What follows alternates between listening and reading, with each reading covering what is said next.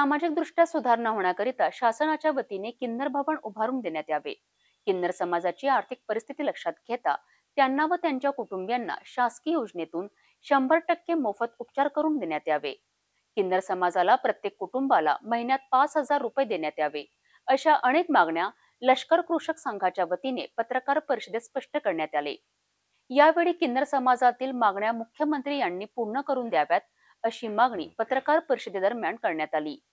मागणी पूर्ण झाली नाही तर आंदोलन करण्यात येणार, असा इशारा लष्कर कृषक संघ किन्नर समाजाने दिलाय। काय सांगाल, काय नेमका विषय? नमस्कार, मी आम्रपाली चौधरी, अस्तित्व किन्नर फाउंडेशन संचालिका।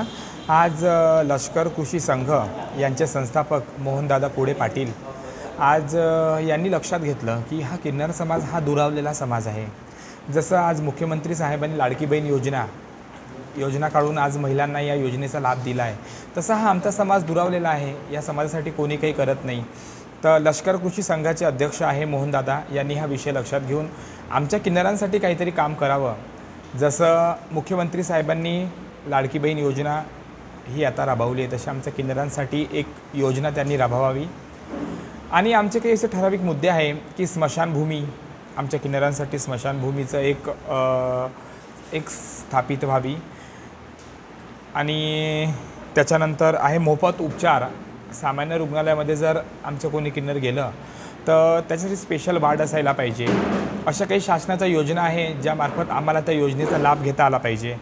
त्या विषयाला घेऊन आज आम्ही पत्रकार परिषदेचं आयोजन केलेलं आहे आणि लष्कर संघाचे अध्यक्ष आमच्यासोबत आहे, ही सर्व टीम आमच्यासोबत आहे आणि दादांनी या विषयाचा विडा आता उचलला आहे। त्याच्याकरता मी पण त्यांची साथ देईल। जिथपर्यंत आमच्या समाजाला न्याय भेटणार नाही तोपर्यंत मोहनदादा, आम्ही आणि मी त्या समाजासाठी झडकत राहू, लढत राहू आणि आमचा न्याय आम्ही शासनाकडून आणि मुख्यमंत्री साहेबाकडून घेऊ आणि आमचा विषय आहे ते लक्षात घेऊन नक्कीच आम्हाला काही ना काही मार्गदर्शन करतील, अशी मला आशा आहे। आजपर्यंत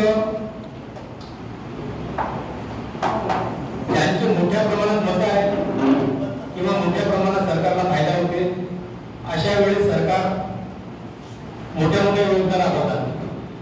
परंतु किन्नर समाजासाठी आजपर्यंत अल्पसंख्याक असल्यामुळं किंवा मताचा काही फरक न पडल्यामुळं कोणी राजकीय व्यक्ती यांच्याकडे काही लक्ष देत नाही। त्यासाठी आम्ही आजपासून म्हणजे दिनांक 29/8/2024 पासून ही अमरावतीवरून ही पहिली पत्रकार परिषद आणि ही पत्रकार परिषद इथून आम्ही सुरुवात केली आहे आणि पूर्ण महाराष्ट्रावर नव्हे तर पूर्ण भारतभर आम्ही आमच्या मागण्या मंजूर झाल्या नाही तोपर्यंत आम्ही हा संघर्ष चालू ठेवू आणि त्यासाठी आम्हाला उपोषण करायचं काम पडलं तरी चालेल, आंदोलन वगैरे करायचं काम पडलं तरी चालेल।